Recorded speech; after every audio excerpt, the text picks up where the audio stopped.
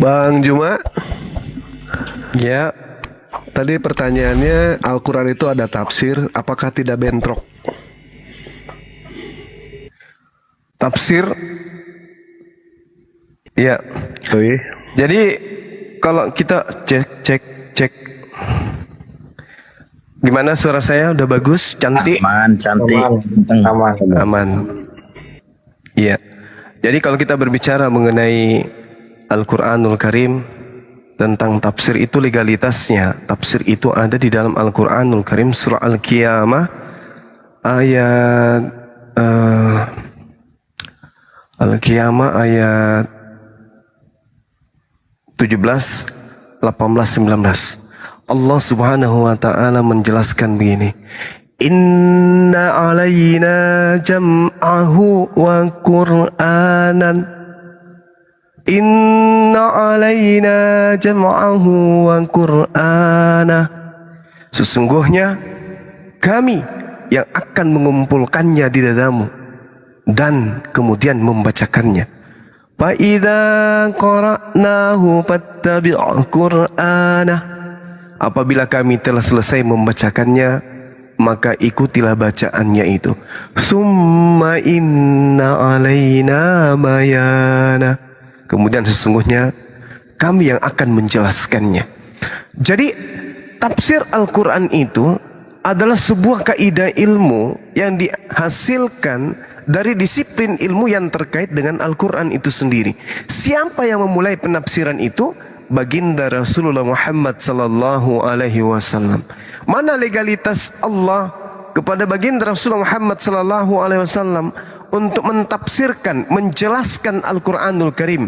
Dalam surah An-Nahl ayat 44 Allah Subhanahu wa taala menjelaskan bil bayyinati waz zubur wa anzalna ilaika dzikr litubayyana lin-nasi ma nuzzila ilaihim wa la'allahum yatafakkarun. Mereka kami utus dengan membawa keterangan-keterangan dan kitab-kitab, ketetapan-ketetapan, dan kami turunkan az-zikr, Al-Quran kepadamu wahai Nabi Muhammad agar engkau menerangkan, kepada manusia apa yang telah diturunkan kepada mereka, agar mereka memikirkan. Jadi tafsir di sini Rasulullah yang menerangkan. Kaidah ilmunya Rasulullah yang menerangkan. Contoh yang tadi, zalikal kitabu la raiba fihi hudal lil muttaqin.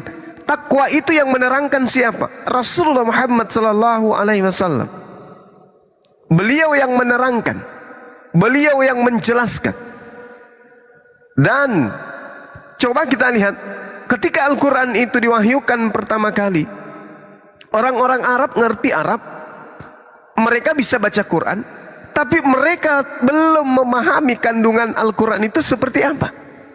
Maka Rasulullah kemudian yang menjelaskan isi Al-Quran itu. Maka muncullah kemudian ilmu, disiplin-disiplin ilmu. Nahu, sarab, balaga, i'rab, ya. Muncul ilmu-ilmu itu untuk menjadi dasar pijakan para ulama Quran, ulama tafsir untuk mentafsirkan kandungan isi Al-Quran. Seperti itu adanya. Mungkin bisa dipahami, saudara?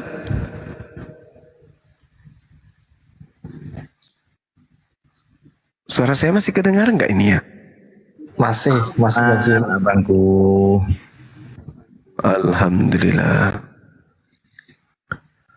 Jadi kalau kita berbicara mengenai tafsir yang sesuai yang saudara pertanyakan, ya, artinya tafsir ini adalah ilmu untuk memahami, mengetahui penjelasan Al-Quran yang diturunkan kepada baginda Rasulullah Muhammad sallallahu alaihi wasallam.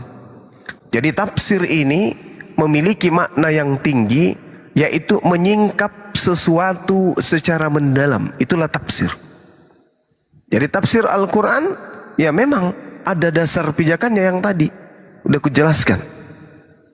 Sama seperti apa yang diterangkan kemudian dalam surah Al-Furqan misalnya di ayat 33. Di situ sangat jelas dikatakan oleh Allah, tidaklah orang-orang kafir itu datang kepadamu membawa sesuatu yang ganjil, melainkan kami datangkan kepadamu sesuatu yang benar dan yang paling baik penjelasannya.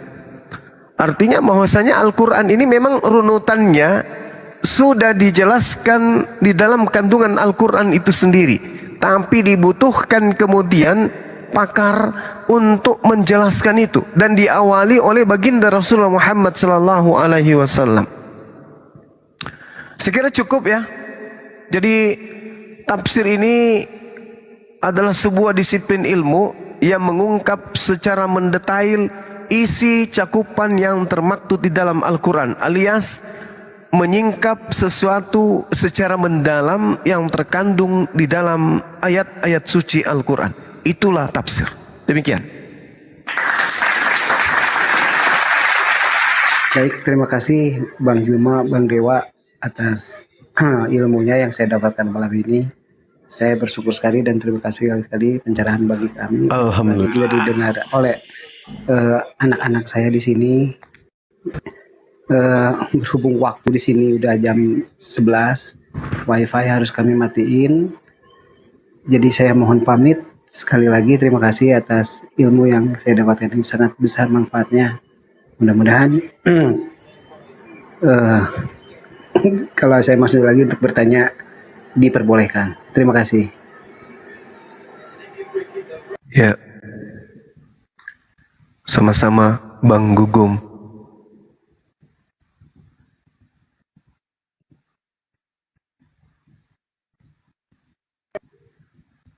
Terima kasih. Assalamualaikum. Ya. Sama-sama Bang. Sehat selalu. Semoga mendapatkan hidayah. Amin. Amin. Amin.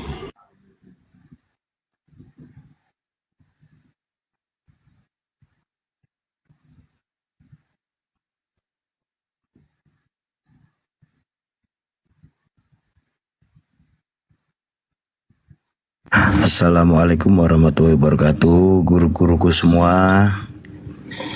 Waalaikumsalam warahmatullahi wabarakatuh. Alhamdulillah, calon mu'alaf kita yang kedua, beliau lagi sakit, jadi insya Allah besok malam minggu beliau akan bersyahadat. Seperti itu. Amin. Amin ya rabbal alamin. Allahu Akbar, Masya Allah. Tadinya 4, yang 2 sakit, sepasang suami istri. Insya Allah segera disembuhkan. Amin. Juga jangan lupa ucapan ulang tahun buat Bang Dewa. Selamat ulang tahun Bang Dewa. Edas. Oh. Seminggu sekali dia ulang tahunnya. Yang kasihan Julius kabisat 4 tahun sekali. Ya Pak Rocky, selamat malam menjelang sore menuju siang hampir pagi. Pak Rocky. Allahu Akbar, Masya Allah. Pak Rok. Anda Rok. bapak pakai rok. Itu namanya Rocky, Rok. Oh.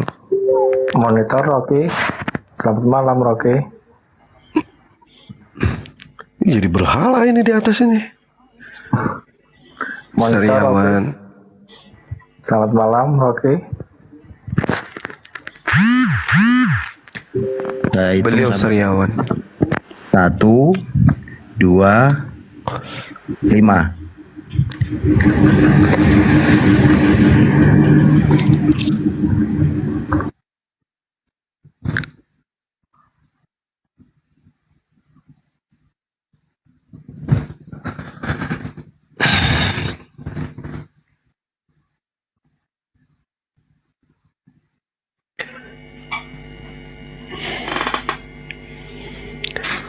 Ya, selamat malam Pak Sapna.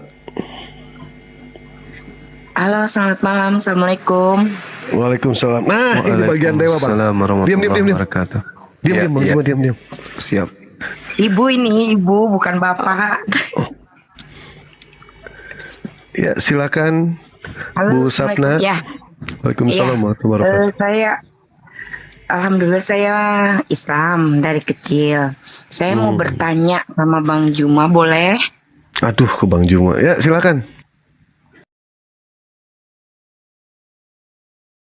Ya kan saya penggemarnya Bang Juma.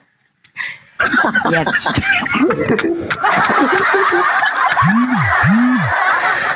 Ini Apa sih banget nafsi? dewa yang apa sih usaha. Bang? Alhamdulillah lah, banyak yang senang, banyak yang doakan yang Buka baik mic-nya, kan. Wak. Dewa, nggak ini kita dulu Bu. Ini dewa yang usaha lu Bu. Bang Juma yang dapat. Oh, iya. Gimana ini? Ya lanjut Bu, lanjut. Ya semuanya lah, abang-abang di sini mudah-mudahan sehat selalu ya Bang, diridhoi Allah umurnya. Tadi kan saya dengar nih bahas masalah warisan ya Bang Juma ya. Yang saya mau tanyakan, apa bedanya warisan, masalah harta, pembagian harta, warisan dan menurut hukum agama? Karena yang saya dengar nih, saya tahu kadang ada orang tua yang bicara tuh, katanya kalau orang tua masih hidup bisa dibagi hartanya dengan orang tua bisa memberikan warisan dan warisan itu yang dipakai untuk pembagian harta. Tapi kalau orang tua meninggal tanpa ada meninggalkan warisan, maka jatuhnya ke hukum agama. Itu yang saya tanyakan. Itu seperti apa itu penjelasannya Bang Juma? Mohon dijelaskan. Kalau yang saya tahu terkait dengan warisan ini hanya merujuk kepada Al-Quran aja, Mbak. Mungkin kalau misalnya warisan, penjelasan yang Mbak tadi tanya itu terkait dengan keputusan pengadilan kali ya. Atau adat.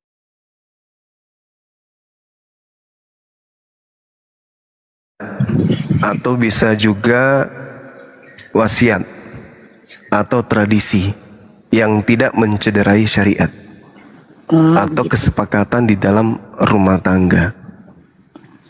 Seperti itu. Jadi panduan kita, saya membahas tentang warisan tadi hanya terkait dengan segala hukum yang didatangkan Roh Kudus kepada manusia setelah Nabi Isa alaihissalam. Untuk pembagiannya secara detail, ya nanti kita tanyakan kepada ahlinya. Seperti itu.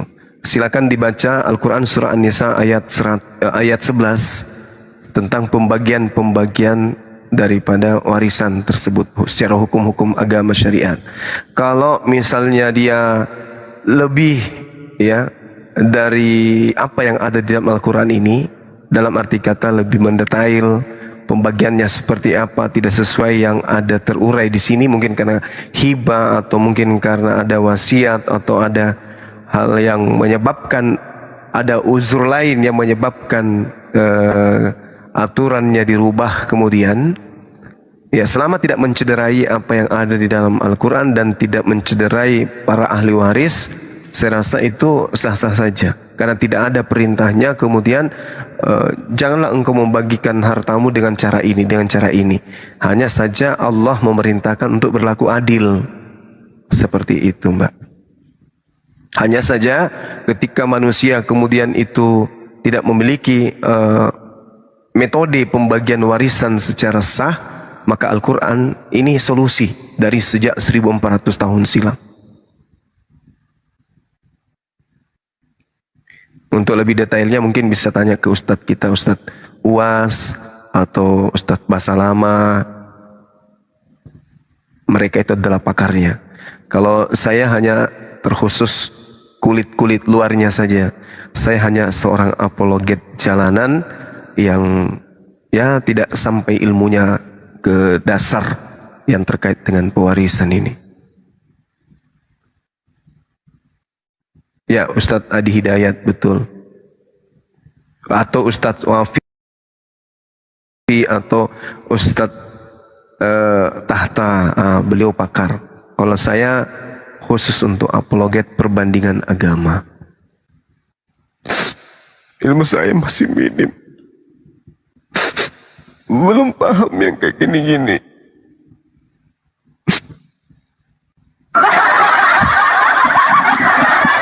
Baik Bu, itu Bu ya jawaban dari Bang Juma. Karena mungkin pengajaran yang diajarkan sama Dewa mengenai soal warisan ke Bang Juma masih kurang nerap kemarin. Padahal Dewa sudah mengajarkan. Betul sekali. Ya. Iya. Silakan. Dan sekarang Dewa pun sudah lupa.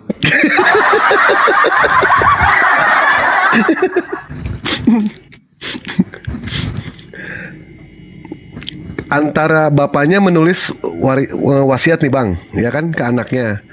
Tetapi ternyata ada satu anak yang tidak menerima, dia pengen melalui ajaran Islam. Jadi mana yang harus diikuti nih Bang? Dari bapaknya atau gimana Bang?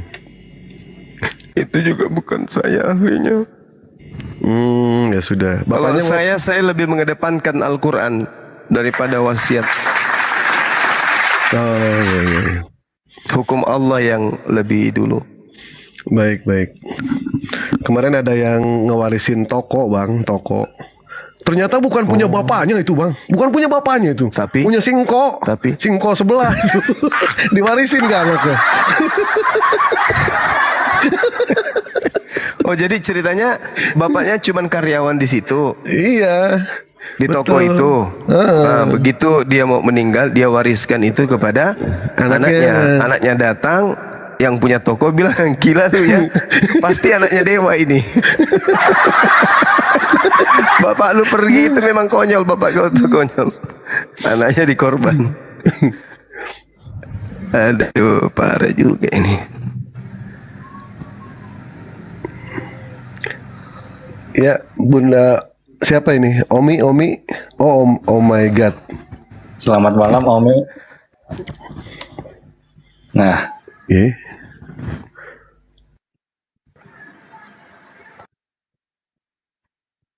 Oh iya, Dewa. Doakan saya, Wak.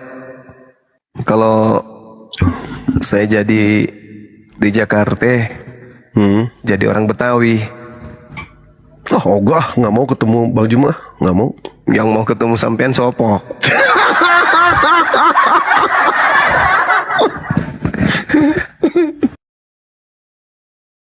Saya ada tawaran main film di Jakarta.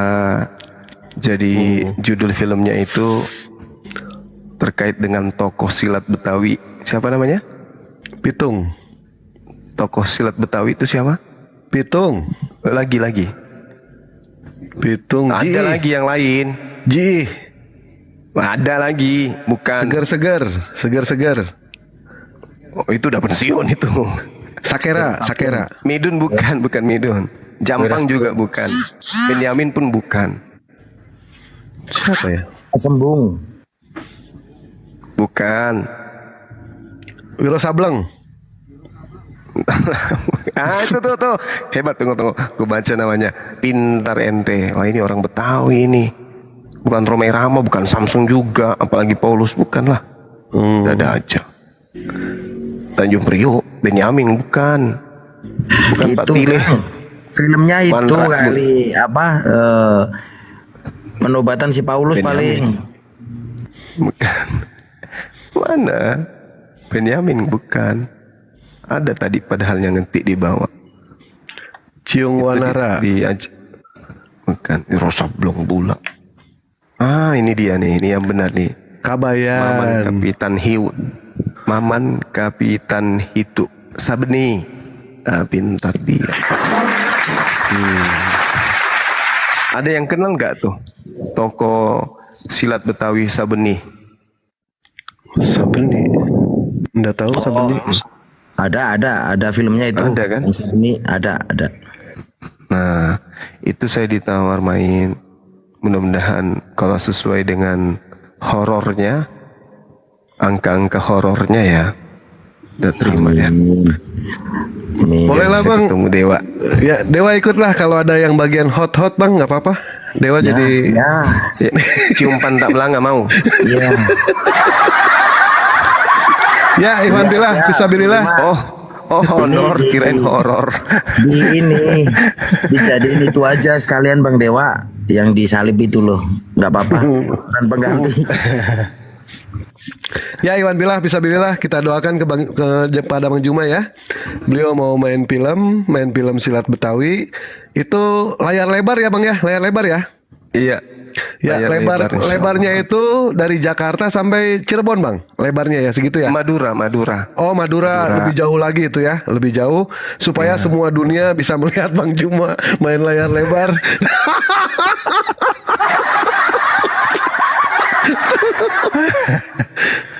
Nah ini kita sambut dulu nih Bang nih. Ada Pak Senayan.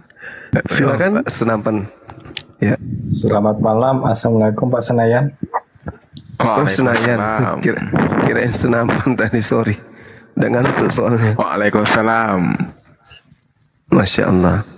Iya Pak, Senayan 10. Oh di Gang 10 bagian Senayan Pak ya. Iya, bukan. Salam dari Aceh ya. Ini dari Aceh, Oh, Pak. Aceh. Bang Rumah. Iya. Masya Allah. Ada yang udah pernah ke Aceh? Mie Aceh saya biasa Bang. Oh, mie Aceh ya. Itu Iya. mie Aceh KW mungkin. Kalau ke Acehnya baru yang ori. Oh gitu. Gitu. Bagus. Iya. Benar juga ya. Kalau ke Aceh baru Iya, ori ya. itulah. Iya, baru ori. Betul. Iya. Betul sekali. Yang di Bogor, yang di mana-mana itu mie Aceh terjemahan berarti ya. Tuh ya. Tapi yang di Orinya. Medan itu enak mie Acehnya. Kurang Acehnya mungkin. Mie Aceh yang di Medan itu enak loh. Ya kan beda. Yang dibungkus sama makan yang di warung kan beda lagi rasanya, Bang. Begitu juga kalau makan di Aceh mungkin lebih apa itu? Lebih merasa lagi. Iya. Kalau Bang Juma makan mie Aceh, dia makan gimana? sama mangkok-mangkoknya dia. Mangkoknya dimakan sama dia. Bang ya, Loh, kan turunan kuda lumping ini. kok buka rahasia sih? Pak? Mana sih lu? Pengalamannya itu kadang. Oh, gitu ya. Pengalaman. Ya silakan Bang Senayan, ada yang mau Oke lah, disampaikan? nggak ada, cuma salam aja dari Aceh ya. Baik. Ya Aceh. Oke. Aceh itu di provinsi mana Bang Aceh? Ya provinsi Aceh, cuman ini di Kabupaten Aceh Jawa Timur, Timur. Bang. Aceh Timur. Oh, bukan Jawa Timur. Bukan.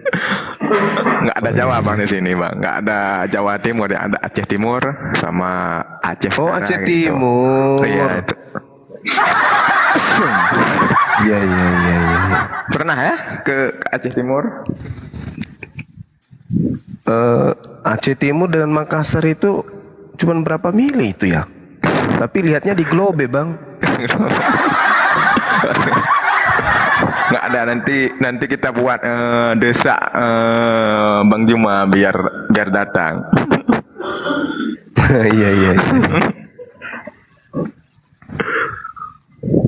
Insya Allah. Insya Allah ya. Oke lah Bang, salam ya. Itu aja Bang. Iya.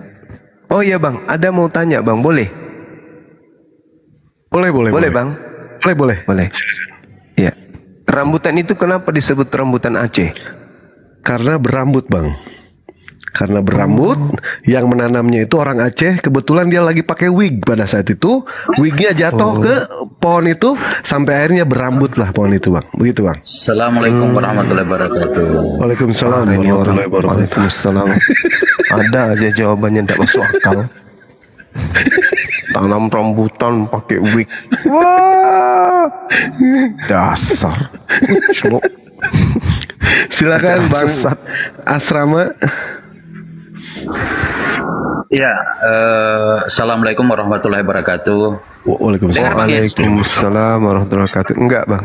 Ya, semoga Ustadz di sini, guru-guru semua di sini dalam lindungan Allah Subhanahu Wa Taala, dan Amin, semoga ya Rabbal juga Alamin. kita tetap menjadi umatnya atau pengikutnya sampai di akhir zaman nanti. Insyaallah, amin ya rabbal alamin. Amin ya Bang, Rabbal Alamin. Bang Suma, saya cuma menginformasikan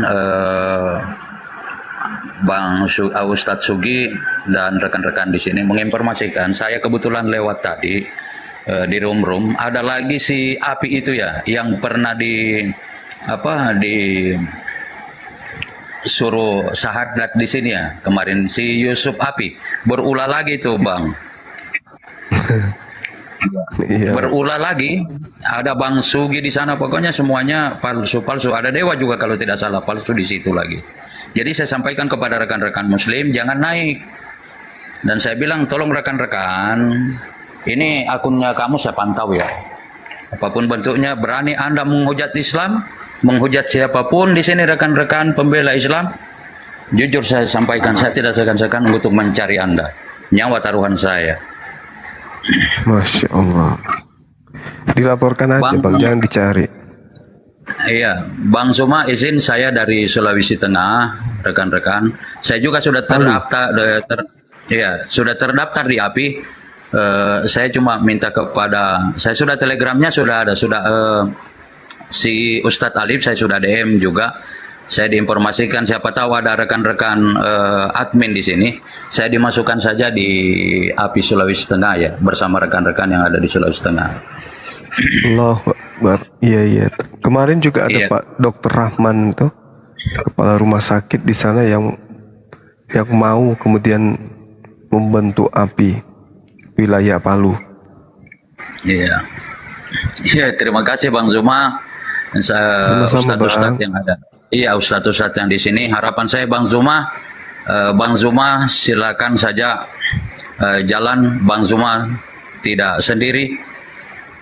Siapapun yang berani dengar oten-oten, siapapun berani menghujat Nabi kami, Nabiullah Muhammad Sallallahu Alaihi Wasallam, Allah dan rekan-rekan ustadz di sini, beliau tidak sendiri, nyawa taruhannya. Allahu Akbar. Takbir. Iya, Bang. Masya Allah. Allahu Akbar. Bang Dewa, silakan. Makasih Bang. Semoga dalam lindungan Allah Subhanahu Wa Taala. Saya di Al-Khairat Bang Zuma. Saya di Al-Khairat. Makasih doanya Pak Asran. Iya. Tapi doanya kurang satu Pak. Doanya kurang satu. Nggak enak ujungnya, nggak enak. Pokoknya Ustadz semua ya, terima kasih saya sudah dinaikkan. Alhamdulillah, Masya Allah saya sudah jumpa rekan-rekan semua. Saya sampaikan Bang Zuma Dewa ya, kalau ada admin saya tolong dimasukkan ya. Saya sudah terdaftar di API, saya dimasukkan saja di rekan-rekan Sulawesi Tengah, Palu. Baik Pak, insya Allah Pak. Iya, oke, saya turun, siapa tahu ada oten yang kejang-kejang di bawah. Mau Baik, pingin naik silakan saja naikkan. Wabillahi taufiq wal hidayah. Wassalamualaikum warahmatullahi wabarakatuh. Waalaikumsalam warahmatullahi wabarakatuh. Waalaikumsalam warahmatullahi. Terima kasih kepada Bapak Asran yang sudah mendoakan kami yang ada di sini semua ya. Silakan bagi yang mau naik, mungkin ingin bercakap-cakap dengan Bang Juma, bertanya dengan Bang Juma, silakan. Alhamdulillah. Kalau seperti itu, Ana mau mohon izin undur dulu Bang Dewa, Bang Zuma, Ustadz Sugi, Bang Kores. Baik. Mudah-mudahan dipermudah semua. Terima kasih Bang Samudra. Siap guruku. Mohon doa ya. Amin. Saudaraku semua di bawah, semoga malam minggu besok beliau fix bersyahadat. Seperti itu. Amin. Amin. Assalamualaikum warahmatullahi wabarakatuh. Waalaikumsalam warahmatullahi wabarakatuh. Waalaikumsalam warahmatullahi wabarakatuh. Silakan dari Pak Ayong, ada yang mau disampaikan atau mau berdiskusi? Assalamualaikum Bang Juma. Waalaikumsalam warahmatullahi wabarakatuh. Waalaikumsalam warahmatullahi wabarakatuh. Sehat selalu Bang Juma. Ini saya dari Lampung. Alhamdulillah sehat Bang. Siap. Boleh nggak Bang? Bener sih. Boleh nggak Bang ini apa? On cam. Aku mau screenshot nih. Aku ngefans banget sama Bang Zuma nih. Jaringanku buruk Bang. Oke, siap Bang Juma.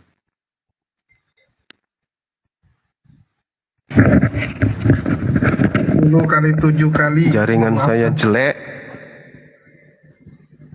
Pakai Sehat selalu buat ya, pakai masker bang. Oh maaf sudah turun. Nggak jadi. Ya 70 kali 7 sama dengan 773. Setuju? Gimana nih kabarnya, sehat? Sehat. Alhamdulillah kalau sehat. Gimana? Ada yang mau ditanyakan kepada Bang Juma atau gimana? Ya, di sini lagi topiknya hari ini kan nggak saya rasa nggak terlalu apa sama kan, kalau aku membahas topik ini jadi bukan pembahasan ya. Jadi sih sebenarnya aku singkat aja ya, meneruskan yang perkataan Bang Dewa tadi sore atau kapan itu ya, terkait kitab suci. Terkait kitab suci itu aja. Ya. Silakan. Assalamualaikum Bang Juma. Waalaikumsalam warahmatullahi wabarakatuh. Waalaikumsalam warahmatullahi wabarakatuh. Awak mau nanya ini Bang tentang orang Sebentar Bunda, sebentar ya. Ini tadi ada yang nanya dulu dari 70 kali 7. Dia mengatakan mengenai soal kitab suci. Silakan Bang Juma. Pengertian dari kitab suci 70 kali 7 ini dia mengakui Yesus adalah utusan, Yesus adalah manusia, dia tidak pernah menuhankan yang namanya itu Yesus. Dia menanyakan mengenai ya. Biar singkat, definisi kitab suci, kriteria, terus pandangan kitab suci, Alkitab dan Al-Quran berdasarkan kriteria tersebut. Itu aja ya. Baik, silakan Bang Juma. Baik. Jadi kalau kita berbicara mengenai kitab suci, berarti kita berbicara mengenai wahyu Tuhan yang dibukukan, firman Tuhan yang dibukukan. Jadi mutlak buku ini, kitab ini 100% adalah wahyu, ucapan, kalam ilahi. Tidak boleh ada campur tangan manusia di dalamnya, tidak boleh ada kata pengantar dari penulisnya, tidak boleh ada penjelasan dari penulisnya, tidak boleh ada kata penutup dari penulisnya, dan seterusnya. Murni 100% kalam ilahi, barulah pantas buku tersebut disebut kitab suci. Demikian. Subhanallah, mantap. Kalau kriterianya Bang, terus nanti pandangan Abang tentang Alkitab dan Al-Quran berdasarkan kriteria yang Abang sebutkan. Oke, baik. Al-Quranul Karim menerangkan dirinya, zalikal kitabul la raiba fihi hudal lil muttaqin. Al-Quran ini adalah kitab suci yang mana di dalamnya tidak ada keraguan. Semua adalah petunjuk dari Allah, tidak diragukan. Instruksinya, cakupannya, muatannya, semua sudah berkesesuaian dengan kehendak Allah, kehendak pencipta langit dan bumi. Ya, makanya dikatakan illa wahyu yuha. Tak ada lain yang diucapkan oleh baginda Rasulullah Muhammad SAW selain kecuali semua hal yang diwahyukan kepadanya. Itulah Al-Quran. Sedangkan kalau kita berbicara mengenai kitab bukan lagi dikatakan sebagai kitab suci ya, maksud saya dalam hal ini adalah Bible. Allah Subhanahu wa taala menakar kemudian pengetahuan yang muncul di dalam Bible itu. Dengan Allah mengatakan wa minhum ummiyuna la ya'lamuna al-kitaba illa amaniya wa inhum illa yazunnun. Dan di antara mereka ada yang buta huruf, tidak memahami kitab-kitab sebelumnya kecuali hanya berangan-angan, dan mereka hanya menduga-duga. Ini Al-Quran yang menerangkan seperti itu. Lalu kemudian dikatakan di ayat selanjutnya, fawailul lilladzina yaktubuna al-kitaba bi'aidihim thumma yaquluna hadzal min indillah. Maka celakalah orang-orang yang menulis sebuah buku dengan tangan mereka sendiri, kemudian berkata ini dari Allah, padahal mereka hanya untuk menjualnya dengan harga murah. Nah, kita melihat kemudian apa yang ditorehkan oleh Al-Quran ini berdasarkan di ayat 78, adanya orang yang buta huruf yang tidak mengerti tentang kitab para nabi, tetapi kemudian menulis sebuah buku dan mengatakan itu adalah firman Allah, padahal sesungguhnya itu adalah buah tangan mereka sendiri. Jadi yang bisa diloloskan kemudian hanya Al-Quranul Karim untuk dinobatkan sebagai kitab suci pada saat sekarang. Kenapa demikian? Karena hanya Al-Quran kemudian yang memenuhi syarat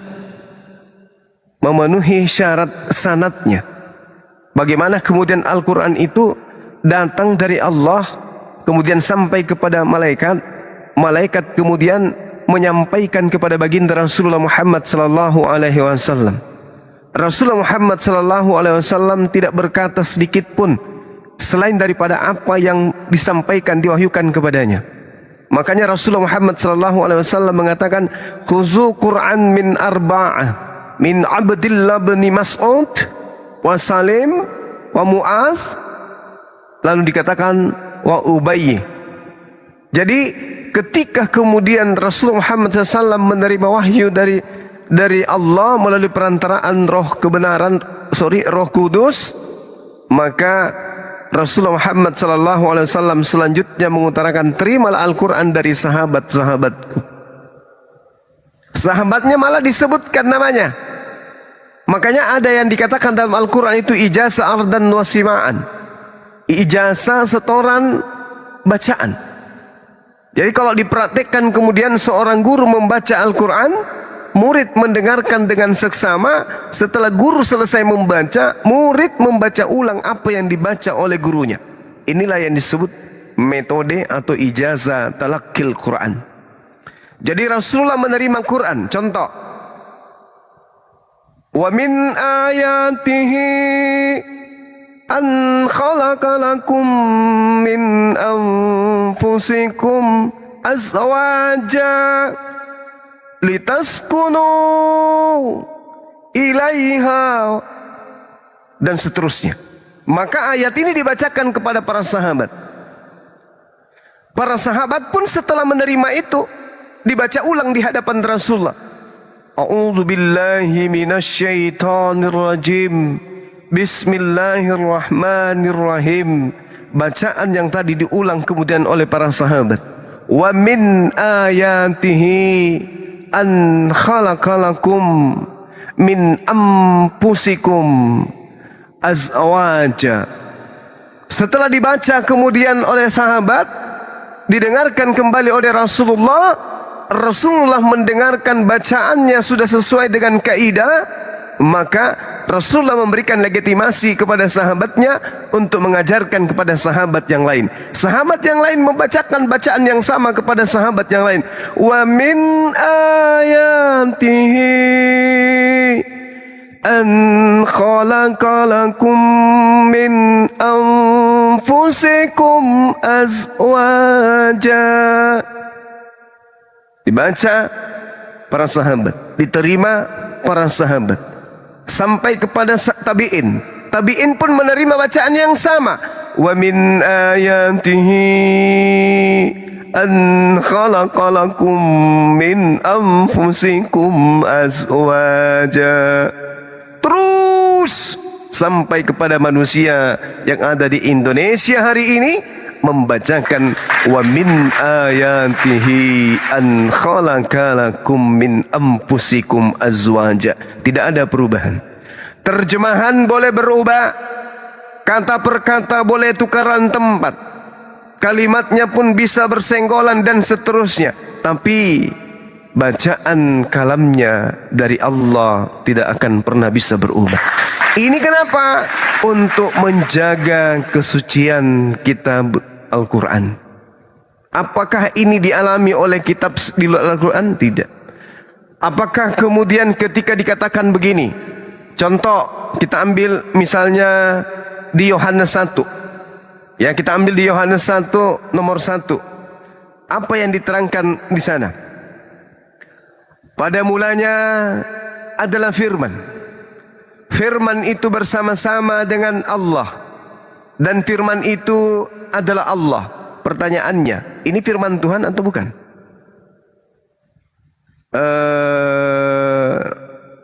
Firman Tuhan. Kalau firman Tuhan, berarti ada yang pertama kali menyampaikan. Tidak mungkin Tuhan langsung meneropong ke bawah dari langit berkata, pada mulanya adalah firman. Itu tidak mungkin. Tetapi Allah menyatakan firman ini ke dalam batin sosok manusia. Siapa nabi pada zaman itu, maka dialah yang mengucapkan pertama kali kalimat ini. Kita teropong, kita cari, kita telaah. Apakah Yesus pernah membacakan data ini kepada murid-muridnya? Yesus berkata, pada mulanya adalah firman. Firman itu bersama-sama dengan Allah, dan firman itu adalah Allah. Apakah Yesus pernah mengucapkan ini? Rupa-rupanya tidak pernah. Apakah ini firman Tuhan? Bukan. Apakah ini sabda Yesus? Bukan. Lalu ini apa? Ini apa ini? Ini apa? Ini apa? Ini kata-kata pengantar oleh pengarang Yohanes. Lalu dianggap sebagai kitab suci. Salah. Bukan lagi kitab suci. Kenapa? Karena isinya tidak berasal daripada kalam Allah. Belum lagi kalau kita berbicara di dalam Bible, banyak perkataan-perkataan Paulus yang mengatakan menurut pendapatku, menurut pendapatku. Ini ucapan-ucapan Paulus bertaburan di dalam kitabnya orang Kristen. Di dalam 1 Korintus 7:40 misalnya, tetapi aku berpendapat, tetapi menurut pendapatku. 2 Korintus 8 nomor 10, tetapi menurut pendapatku. Di dalam hal ini aku memberikan pendapatku. 2 Korintus 11 nomor 5, 1 Korintus 7:12, banyak data-data. 1 Korintus 7:40, tetapi menurut pendapatku. Ini kalau dianggap firman Tuhan, berarti Paulus ini Tuhan. Dengan demikian, kitabnya orang Kristen sekte apapun tidak layak disebut sebagai kitab suci, karena di dalamnya terdapat pendapat-pendapat manusia. Saya kira begitu, Bung. Silakan. Ya, oke, terima kasih atas penjelasannya. Ya, perlu diketahui sekali lagi, saya di sini bukan untuk membantah-bantah ya, atau memperdebatkan, karena kita mempunyai kriteria masing-masing ya, yang menjadi dasar dalam kitab suci kita masing-masing. Oke, langsung aja. Kalau dari kekristenan aku ya, dari kekristenan sendiri. Nah, kitab suci definisinya itu sendiri adalah sebuah buku atau catatan yang berisi tentang kejadian, segala sesuatu kejadian yang berhubungan dengan. Nah, yang kedua, kriterianya itu ada dua. Yang pertama itu jujur, yang kedua itu menurut waktunya, telah terjadi, atau nubuat, atau di masa yang akan datang ya. Nah, pandanganku tentang Al-Quran dan Alkitab menurut kedua kriteria ini, itu tidak ada yang menyalahi satu sama lain. Hanya saja di dalam Al-Quran tentang kejadian di masa lampau atau nubuat ya, itu berbicara tentang masa depan, itu masih menurutku ya, aku macamnya ada yang miss gitu. Walaupun aku memang kurang tahu sendiri sebenarnya isi Quran ini ya, juga aku nggak belajar Qurannya, tapi dari yang umum yang aku tahu itu masih ada miss gitu. Nah, terus bagaimana kalau berbicara tentang perjanjian lama dan perjanjian baru sesuai kedua kriteria ini? Ya bisa-bisa aja, karena memang baik perjanjian lama dan perjanjian baru itu kan kalau kita baca itu sebenarnya kitab-kitab semacam buku sejarah atau kitab kesaksian ya. Satu-satunya kitab yang isinya 100% di firman Tuhan adalah kitab Kejadian atau apa. Saya pahamnya seperti itu. Jadi mulai dari Keluaran sampai Wahyu, yaitu selalu ada manusia atau urusan manusia. Terima kasih. Ya, Jadi kalau Anda mengatakan kitab suci itu adalah catatan manusia, berarti Anda sudah menganggap manusia ini adalah suci dan catatannya itu adalah setingkat, setaraf dengan kalimat Allah. Buku apa yang paling favorit di dunia ini saat sekarang? Misalnya buku tentang kasih sayang yang dicatat dan ditulis oleh manusia. Bolehkah catatan-catatan mereka dianggap sebagai kitab suci? Enggak.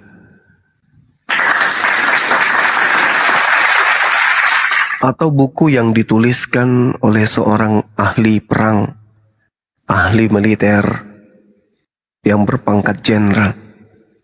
Catatan-catatannya mereka ini bisa tidak disebut sebagai kitab suci? Enggak bisa. Kenapa? Karena jenderal sekalipun bukan nabi. Nah sekarang, kalau kriteria itu kita dudukkan, ada sebuah buku, orang menulis satu kaidah atau hukum aturan, berpendapat, memberikan kemudian pendapatnya.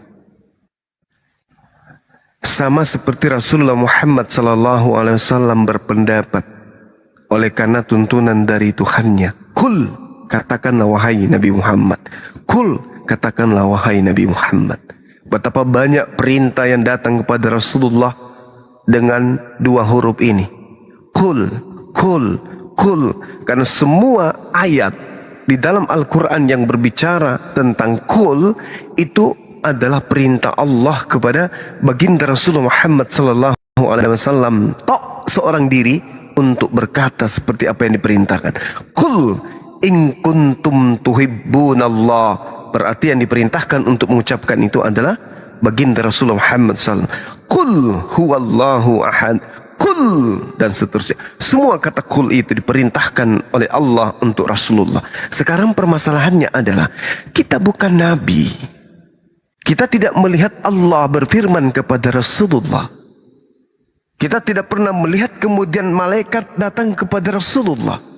Seketika kita mengimani ini adalah ucapan Allah yang dilontarkan oleh sosok manusia bernama Rasulullah. Untuk menilai kemudian bahwa ucapan itu adalah ucapan benar, maka orang ini harus terpercaya.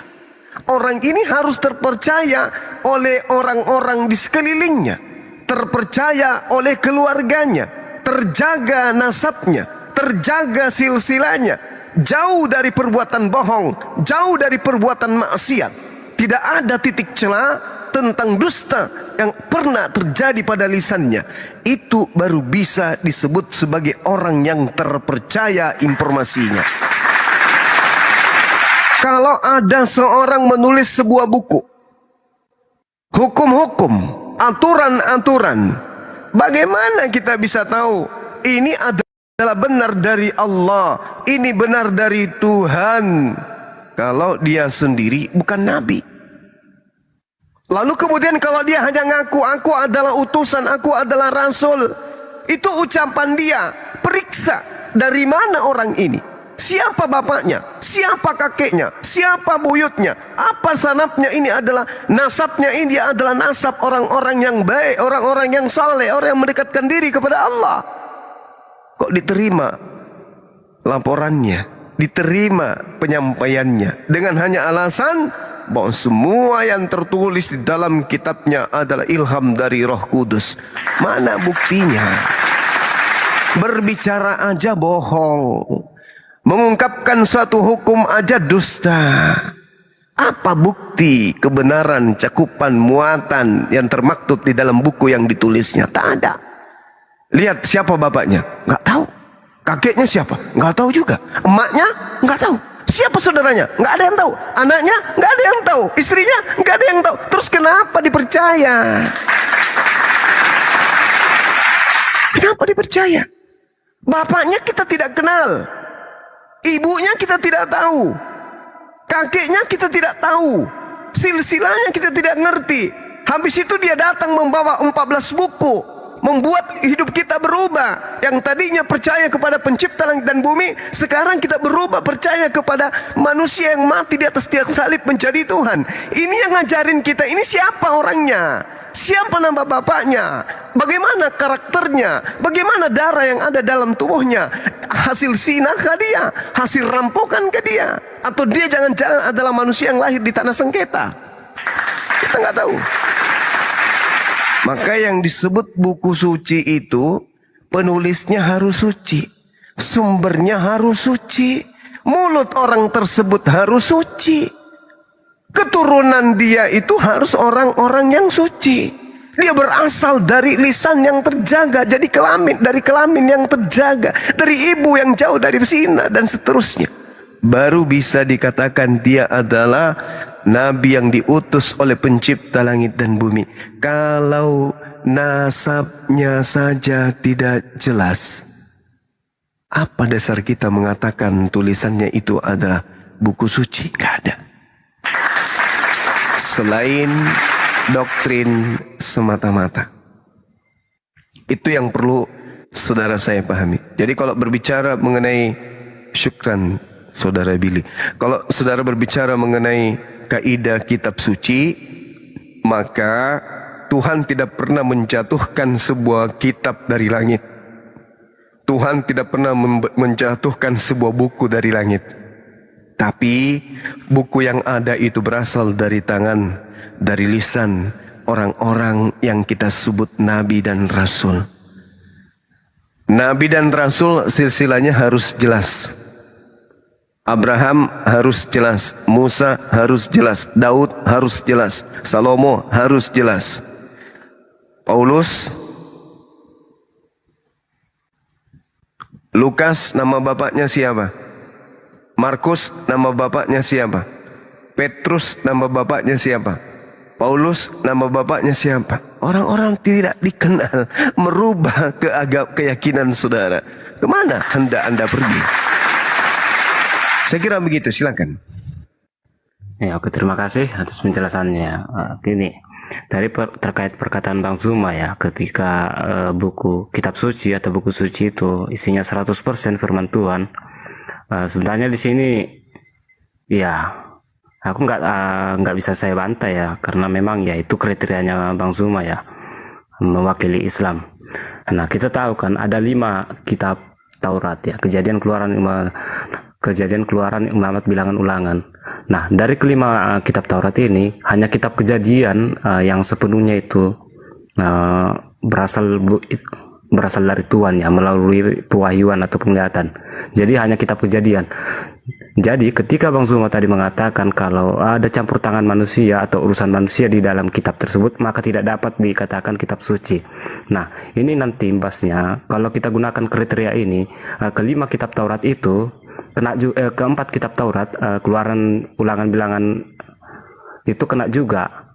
Sementara dari zaman dahulu baik Kristen maupun Yahudi sendiri sudah sepakat kalau kelima kitab Taurat itu kitab tertua ya, yang dipercaya. Artinya sudah terkonfirmasi dari zaman ke zaman. Jadi ya kriteria dari Bang Zuma itu nggak bisa kami tetapkan. Terima kasih. Oke, baik. Al-Quran menjelaskan terkait dengan apa yang saudara narasikan barusan. Di dalam Al-Quran surah An-Naml ya, ayat 91, Allah subhanahu wa ta'ala menjelaskan, Qul man anzalal kitab alladhi ja'a bihi Musa nuran wa hudan linnasi taj'alunaha qaratis tubdunaha wa tukhfuna katsira wa ullimtum ma lam ta'lamu antum wala aba'ukum qulillah thumma zarhum fi khudihim yal'abun.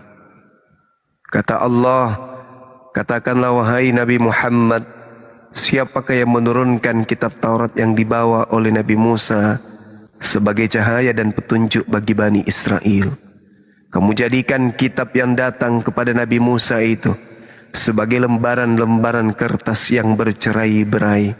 Kamu perlihatkan sebagiannya dan banyak yang kamu sembunyikan. padahal telah diajarkan kepadamu apa yang tidak diketahui, baik olehmu maupun nenek moyangmu. Kul, katakanlah, Allah lah yang menurunkannya, kemudian setelah itu biarkanlah mereka bermain-main dalam kesesatannya. Mari kita buktikan kebenaran Al-Quran ini, Bu. Kalau secara tradisi Kristen mengatakan bahwa kitab Torah itu terbagi 5 komponen utama, dan Kristen mengimani semuanya itu adalah firman Tuhan. Saya katakan kepada saudara, Al-Quran menjelaskan, ya ahlal kitab, lima talbisunal haqqa bil batil wa taktumul haqqa wa antum ta'lamun. Nabi Musa alaihi salam pun menjelaskan, wa isqala Musa ya qaumi lima tu'sunani wa qad ta'lamuna anni Rasulullahi ilaikum. Wahai kaumku Bani Israel, mengapakah engkau sering menyakiti aku, padahal kalian tahu aku ini adalah utusan pencipta langit dan bumi yang spesial untuk diutus kepada kalian. Lima tu'sunani wa qad ta'lamuna anni Rasulullahi ilaikum. Falamma zagu azagallahu qulubahum wallahu la yahdil qaumal fasiqin. Orang fasik ditutup hatinya oleh Allah, sehingga ketika dikatakan ada kitab Taurat masih tersusun dengan rapi, itu bohong, itu bullshit. Saya buktikan sekarang pada saudara, buka kitab Ulangan 34, apa yang tertulis di sana. Lalu matilah Musa. Tidak mungkin seorang Musa menuliskan begini. Lalu matilah Musa, hamba Tuhan itu. Di sanalah di tanah Moab, sesuai dengan firman Tuhan. Dan dikuburkannya lah Musa, dia di suatu lembah di tanah Moab, di tentangan Befor. Dan tidak ada orang yang tahu kuburnya Musa sampai hari ini. Musa berumur 120 tahun ketika ia mati. Matanya belum kabur dan kekuatannya belum hilang. Orang Israel menangisi Musa di dataran Moab 30 hari lamanya. Ini bukan firman Tuhan yang Musa terima dari Allah. Ini karangan-karangan yang muncul belakangan. Ya ahlal kitab, lima talbisunal haqqa bil batil wa taktumul haqqa wa antum ta'lamun. Nabi Musa di beberapa kesempatan khutbahnya mengatakan di dalam kitab Ulangan yang sama, sedangkan aku masih hidup di tengah-tengah kamu, wahai Bani Israel, kau sudah memperlihatkan pembangkanganmu, ketegaran tengkukmu kepada Tuhan Elohim. Apalagi nanti setelah aku mati. Setelah aku mati, muncul kitab dari Septuaginta, masuk ke di Indonesia, jelas tercatat dengan akurat. Lalu matilah Musa, hamba Tuhan itu. Ini bukan catatan Musa.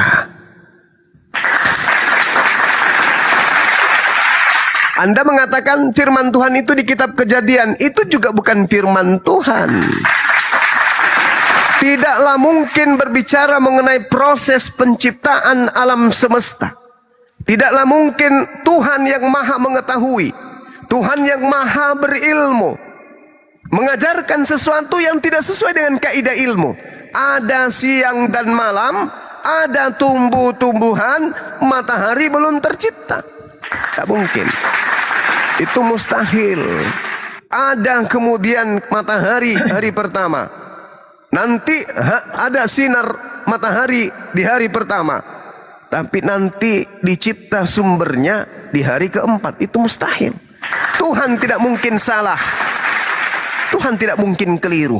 Maka Al-Quran mengatakan, ya ahlal kitab, lima talbisunal haqqa bil batil wa taktumul haqqa wa antum ta'lamun. Qul man anzalal kitab alladhi ja'a bihi Musa nuran wa hudan linnas. Taj'alu qarati satubadunaha wa tukhfuna katsira. Kau sembunyikan sebagian, kau nampakkan sedikit, dan kau sembunyikan sebagian. Lima talbisunal haqqa bil batil. Kau campur adukan antara karanganmu dengan firman Tuhan menjadi satu. Jadi kitab itu tidak bisa lagi disebut sebagai kitab suci karena sudah ternoda oleh karangan-karangan orang yang tidak dikenal. Mohon maaf, itu fakta yang kita temukan di Bible. Silakan. Berarti pertanyaan singkat. Berarti kelima kitab Taurat yang sekarang itu bukan menurut itu bukan Taurat yang diturunkan kepada Musa. Yang sampai di tangan saya, yang kalian sebut perjanjian lama, yes.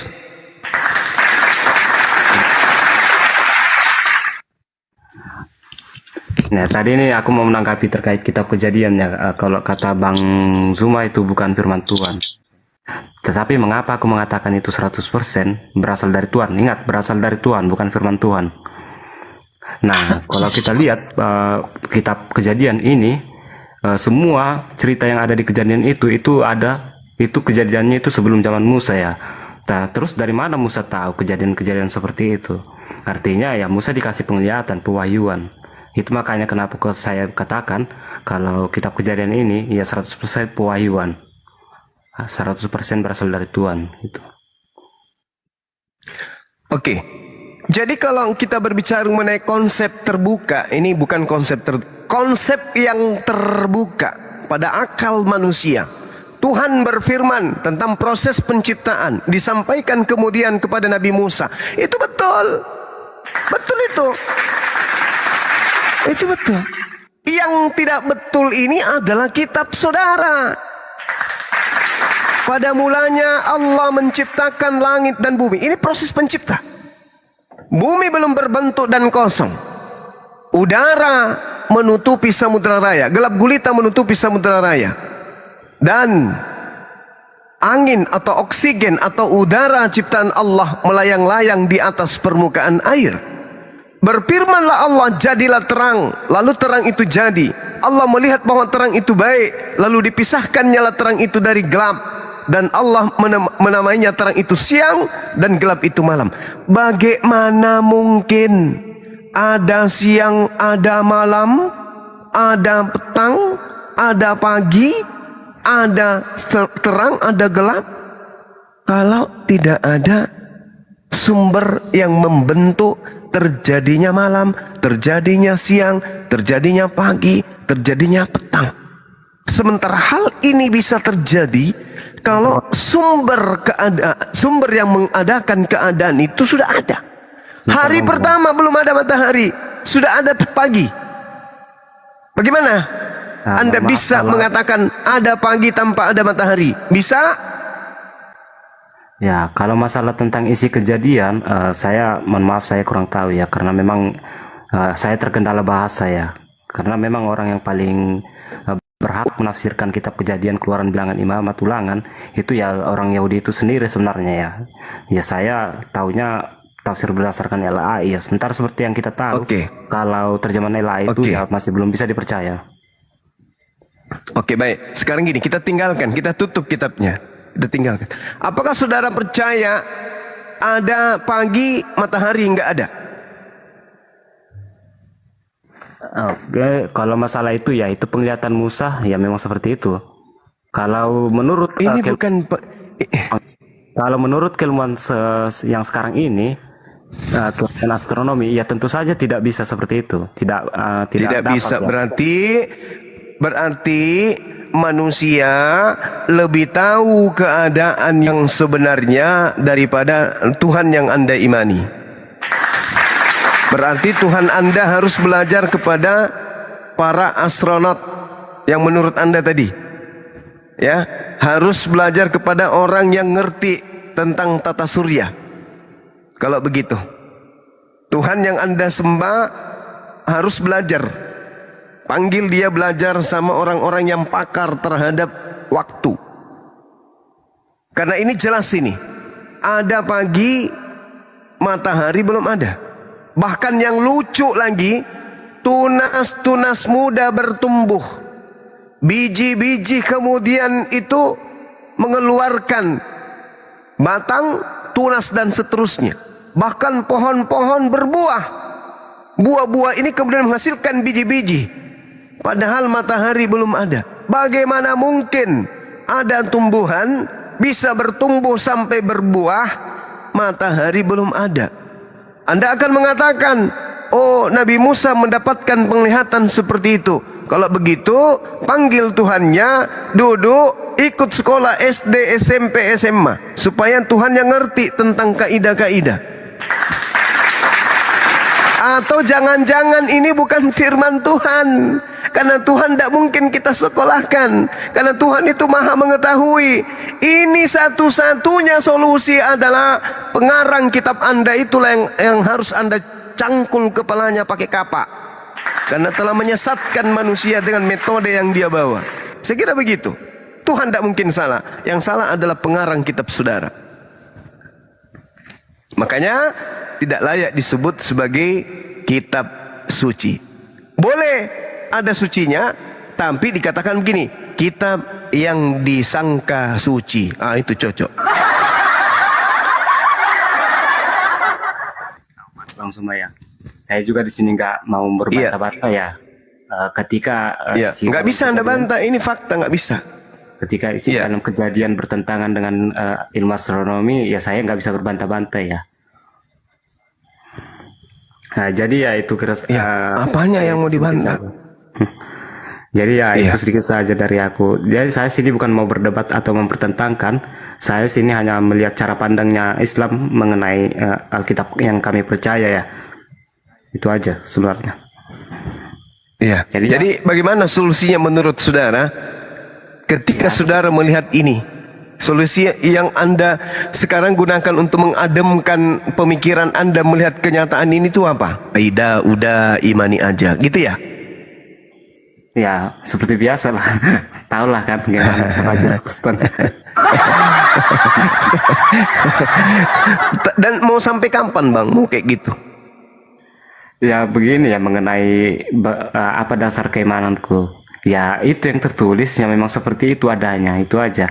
Ya aku nggak mau mengimani sesuatu yang bagus, tetapi berdasarkan ideologi atau intinya tidak nyata lah gitu, hanya berdasarkan ideologi, pembahasan dan lain-lain. Baik, kalau Anda beli motor 2 roda, terus lengkap dengan buku panduan. Buku panduannya tertulis tata cara menyalakan mesin. Yang pertama, mengisi air asin ke dalam tangki mesin. Anda ikuti instruksi buku tersebut. Masukkanlah air asin ke dalam mesin. Saya ingin tanya kepada saudara, kira-kira motor Anda bunyi enggak? Ya enggak lah. Kalau airnya dimasukkan. Kenapa enggak bunyi? Kalau airnya dimasukkan ke dalam radiator ya masih tetap menyala motornya. Tetapi kalau dimasukkan ke dalam tangki bensin ya tentu aja nggak bisa ya. Air itu nggak bisa melakukan reaksi pembakaran. Kenapa bisa? Ya karena ini berhubungan dengan mesinnya. Air itu nggak bisa melakukan reaksi pembakaran. Ini yang salah Anda atau buku panduannya yang tadi? Ya buku panduannya lah, jelas. Anda yang salah. Buku panduan sudah jelas keliru. Yang salah Anda ikutin. Yang salah Anda bengek. Udah jelas-jelas logika kita, akal kita dicipta sebagai pemimpin di atas muka bumi untuk mengetahui baik dan buruk. Katanya gitu. Untuk mengetahui baik dan buruk. Kan gitu. Anda diberi buku petunjuk, masukkan air asin ke tangki motor. Anda masukkan, yang bengek Anda. Ambil buku panduan itu, bakar, tendang, buang ke got, solokan atau di toilet, siram air. Buku panduannya yang menyesatkan. Jangan pakai buku itu. Mending kalau Anda menggunakan buku seperti itu untuk menjalankan kendaraan bermotor, ya lebih baik Anda ambil korek gas, bakar motornya. Karena Anda sudah diajarkan salah oleh pabrik yang mengeluarkan buku panduan yang keliru. Artinya yang yang membuat motor ini include dengan buku panduannya orang sedeng, orang tidak paham, orang tak mengerti. Berarti dia ada pada aspek kelemahan, dia tidak maha mengetahui. Artinya buku panduan tadi bukan dari pencipta langit dan bumi. Kira-kira nih, kalau pencipta yang membuat sebuah aturan atau ketetapan, boleh tidak dia melakukan kesalahan seperti pembuat buku panduan buku tadi? Menurut saudara, boleh tidak? Ya nggak boleh. Nggak boleh. Tinggalkan buku yang Anda sekarang miliki. Kalau Anda mau aman, Anda mau sehat dunia akhirat, tinggalkan buku panduan yang salah. Buku yang tadi kalau Anda masih pakai karena hanya yang penting saya beriman, buku saya ini benar, ya sudah, kau habiskan itu air laut asin, kau kasih masuk ke dalam tangki motormu, motormu berubah menjadi tempe sekalipun tidak akan pernah bunyi mesinnya. Percaya sama saya. Begitu juga ketika kamu mengimani sebuah buku yang bukan firman Tuhan, mau sampai gundul pantat saudara untuk beribadah, Anda tidak akan sampai ke jannah. Kenapa? Buku panduan Anda salah. Saya kira begitu dari saya, ya. Karena mesinnya nggak bisa bunyi, motornya udah mulai berkarat, maka forum ini saya kembalikan kepada saudara-saudara yang lain. Wabillahi taufiq wal hidayah. Assalamualaikum warahmatullahi wabarakatuh. Salam tauhid, salam satu Tuhan. Silakan diambil alih para dewan guru. Ya, silakan Bang Kores. Bang Kores, Akademi Kristolog. Oke, baik. Bismillahirrahmanirrahim. Assalamualaikum warahmatullahi wabarakatuh. Waalaikumsalam warahmatullahi wabarakatuh. 70 kali 7. Terkait dari adanya Taurat yang tadi Anda telah mengklaim ya, telah diverifikasi. Seharusnya satukan dulu pemahaman Anda. Versi mana? Karena permasalahan versi yang ada itu berbeda. Contoh, dalam hal masalah Septuagint yang tadi disinggung oleh Bang Juma. Itu ada yang meyakini diproduksi abad ketiga atau abad keempat sebelum Masehi, di mana hingga detik ini diyakini oleh pihak gereja Ortodok. Itu, di mana bahasa aslinya itu adalah Yunani, sedangkan bahasa Ibrani maupun bahasa Yunani dianggapnya dinilai bermasalah. Kenapa demikian? Pertama, permasalahan dari Septuaginta itu diyakini dari abad yang tadi, abad 3 atau abad keempat sebelum Masehi, dengan bahasa aslinya Yunani, tetapi Ibrani adalah terjemahannya. Tetapi pihak Katolik, Roma maupun Protestan mengklaim bahwa posisi Taurat yang asli itu dari bahasa Ibrani, sedangkan bahasa Yunani itu adalah terjemahan. Mana yang benar? Kita bandingkan. Nanti saya kasih kontradiksi ya, dan itu diakui oleh pihak Kristen, bukan dari pihak kami. Ya oke. Biar kita bisa bacanya semuanya, tulisannya, karena itu cukup kecil. Babel, warisan, iman, sejarah dan budaya. ST Simamora, penulisnya. Ini adalah pengalaman akademis yang bersangkutan ya, penulisnya. Ini penerbit Obor. Dari mana Obor? Ini adalah dari pihak Katolik. Bukti dari pihak Katolik, ini penerbitnya, pertama. Yang kedua, buku Katolik itu berbeda dengan Protestan. Ada tulisan nihil obstat maupun imprimatur. Di mana buku ini tidak bertentangan dengan iman Katolik. Yang kedua, telah diperiksa oleh uskup setempat. Kita cek. Halaman 18 sampai 19. Legenda tentang Septuagint. Ini tentang asal-usulnya ya. Menurut sebuah legenda yang terkenal sejak abad kedua sebelum Masehi, di antara orang-orang Yahudi di Mesir, terjemahan berbahasa Yunani dari Babel adalah karya 70 atau 72 orang secara serentak. Mereka itu didatangkan dari Yerusalem ke Alexandria. Masing-masing dari mereka secara terpisah menerjemahkan teks suci itu dengan salah satu cara bahwa terjemahan mereka masing-masing serupa atau sama lain. Ternyata ketika kita cross-check, catatan kaki nomor 20, bahwa legenda ini berasal dari kisah fiktif. Oke, buram. Legenda ini, Septuagint, itu berasal dari kisah fiktif dari surat Aristeas kepada Philocrates. Saya bantu Anda, 70 kali 7, silakan cari website New Advent, lalu tulis surat Aristeas. di mana surat Aristeas ini di websitenya pihak Katolik Roma, mereka mengakui bahwa surat Aristeas itu adalah surat palsu, di mana telah mencantumkan nama Septuaginta. Ketika posisinya asalnya itu dianggap palsu, lalu bagaimana dengan isinya? Makin parah. Buktinya mana? Yuk kita coba. Contoh, Keluaran 4:24. Menurut orang-orang Katolik Roma maupun Protestan, teks Ibrani Masoret itu diproduksi abad ke-8 atau abad 9 Masehi, sesudah adanya Islam. Ini bahasa aslinya. Tuhan bertemu dengan dia Musa. Menurut teks Masoret. Ini. Tetapi menurut teks Yunani, Septuagint, malaikat Tuhan bertemu dengan dia Musa. Pertanyaannya, apakah Tuhan yang bertemu dengan Musa ataukah malaikat Tuhan?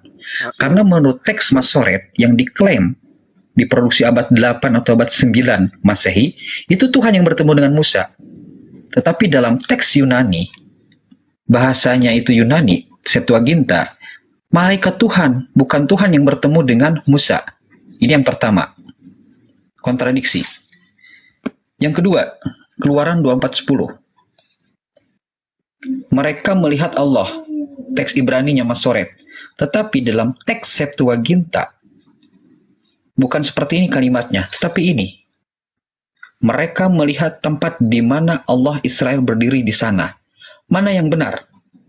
Apakah teks Septuaginta yang diproduksi abad 3 atau abad 4 sebelum Masehi yang diyakini hingga detik ini oleh pihak Ortodok Timur, ataukah dari teks Masoret yang diyakini oleh Katolik Roma maupun Protestan? Mana yang benar? Di sini berbeda jelas.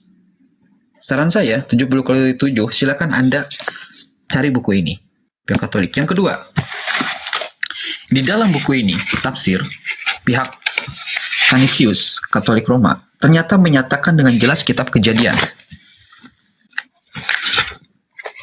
Mereka mengakui, halaman 45, jelas ya, 45. Sementara itu, kontradiksi dapat kita lihat pada jumlah binatang yang dibawa masuk ke dalam bahtera. Kejadian pasal 7 nomor 2 itu kontradiksi dengan nomor 6, pasal 6 nomor 19-20. Mana yang benar? Bahkan penyebab banjir pun pasal 7 nomor 4, pasal 12, pasal 8 nomor 2a kontradiksi dengan pasal 7 ayat 11, pasal 8 ayat 2. Lamanya banjir pun berlangsung kontradiksi. Ini ayat-ayatnya. Ini bukan pihak kami yang membuat, tapi pihak dari pihak Oten, Katolik Roma. Ini buktinya. Adanya Canisius. Itulah yang membuktikan bahwa ketika Anda menyatakan posisi dari Taurat telah terverifikasi, versi mana yang telah terverifikasi? Apakah Masoret? Ataukah Septuaginta? Apakah dari Samaritan? Itu ada 3. Artinya di sini benar apa yang Allah sampaikan bahwa kitab-kitab sebelumnya telah diubah. Namanya diubah, bisa dikurangi, bisa ditambahkan, hingga akhirnya kontradiksi. Sebagaimana yang telah kami sampaikan barusan. Apakah mungkin itu firman Tuhan hingga pada akhirnya melahirkan kontradiksi? Tentu saja tidak. Silakan Anda simpulkan sendiri dari data yang kami sampaikan secara cetak yang ada di dalam buku-buku yang ditulis oleh pihak Katolik Roma. Silakan yang lain lanjut.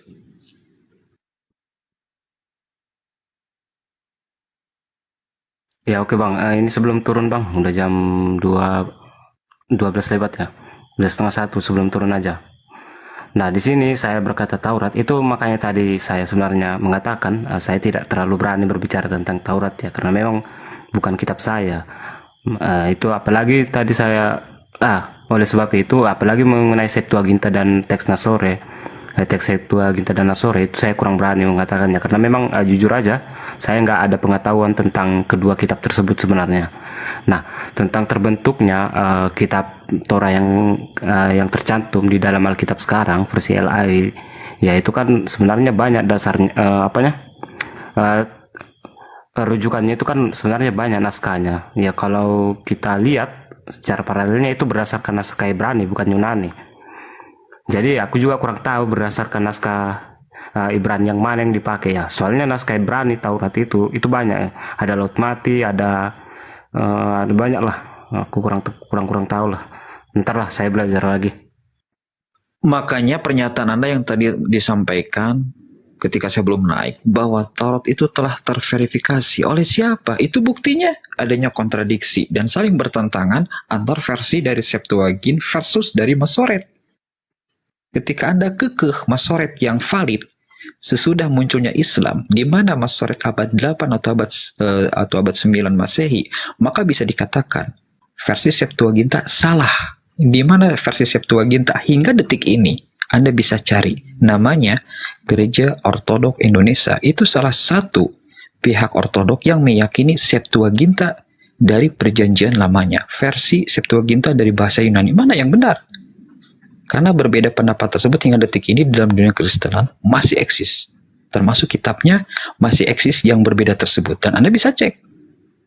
Jadi betul ya, apa yang disampaikan oleh Allah, bahwa kitab-kitab sebelumnya telah diubah. Al-Baqarah ayat 78-79, Al-Imran ayat 79. Itu dalilnya. Silakan simpulkan sendiri. Lanjut yang lain. Iya, oke. Ini saya izin turun dulu ya, besok kerja lagi. Ya, nggak boleh besok cepat kerjanya. Soalnya kerjanya berat. Nggak bisa lama-lama kok. Takutnya telat aku bangunnya. Jadi ya udah. Itu aja mungkin sedikit dari saya. Saya sini bukan mau bantah-bantah, hanya melihat sudut pandang aja dan mencari ilmu ya.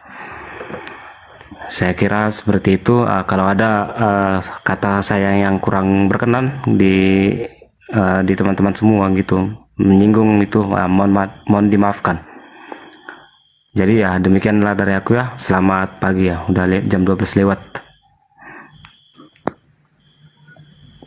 Untuk guru-guru semua, ini maaf saya rongkatkan, besok mau kerja lagi.